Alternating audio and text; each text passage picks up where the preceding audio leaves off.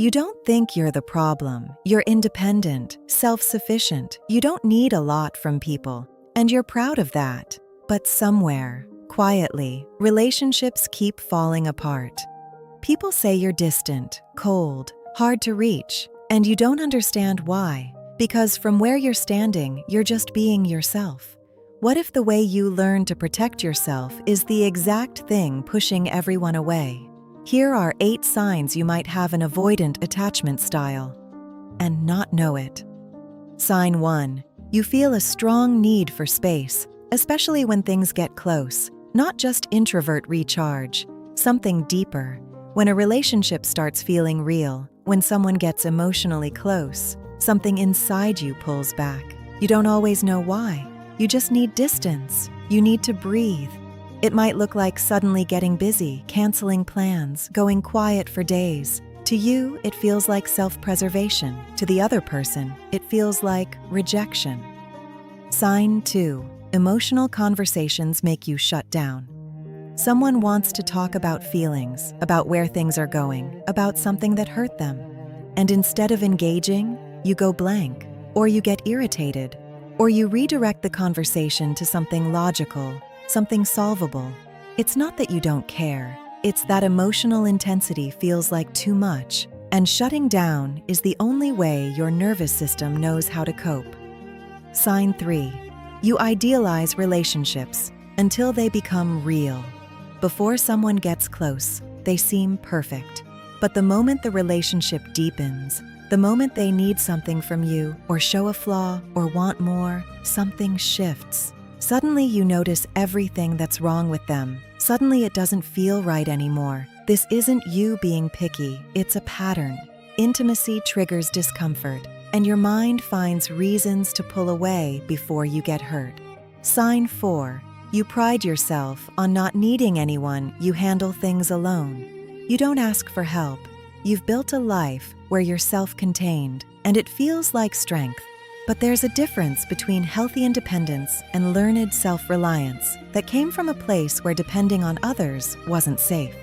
If the thought of needing someone makes you uncomfortable, not just inconvenient, but genuinely uncomfortable, that's worth paying attention to. Sign 5. You feel suffocated by people who want closeness. Someone texts too much, wants to spend every weekend together, needs reassurance. And instead of feeling loved, you feel trapped. The intensity of their need triggers something in you. A wall goes up, an urge to create distance, a quiet resentment you can't fully explain.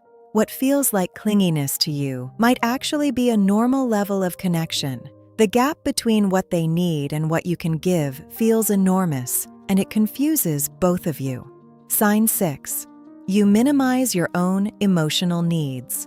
You tell yourself you're fine, you don't need much, you're low maintenance, but underneath, there are things you want.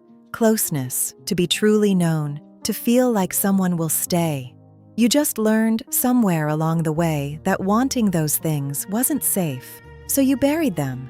Avoidant attachment doesn't mean you don't have needs. It means you learn to hide them, even from yourself. Sign 7. Past relationships ended with people calling you emotionally unavailable. You've heard it before. You're hard to reach. You never really let them in. They felt alone even when they were with you. And every time you thought, that's just who I am. Some people need more than I can give. But when it's a pattern, when multiple people across different relationships say the same thing, it stops being about them. It starts being about a consistent way you show up and a wall you may not even know you're building. Sign 8.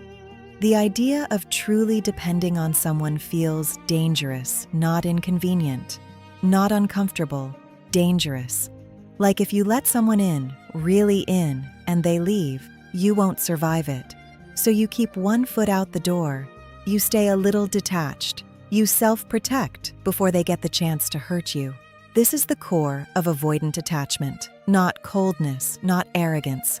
Fear, dressed up as independence. If you recognized yourself in any of these signs, this isn't a diagnosis. It's information. Avoidant attachment isn't a flaw in your character. It's a pattern that made sense once, in a childhood where closeness wasn't safe, or where your needs went unmet for long enough that you stopped asking. The fact that you're here, watching this, means part of you wants something different. That's where it starts. If this resonated, the next video looks at what happens when an anxious and avoidant person end up together, and why that relationship feels so magnetic and so painful at the same time.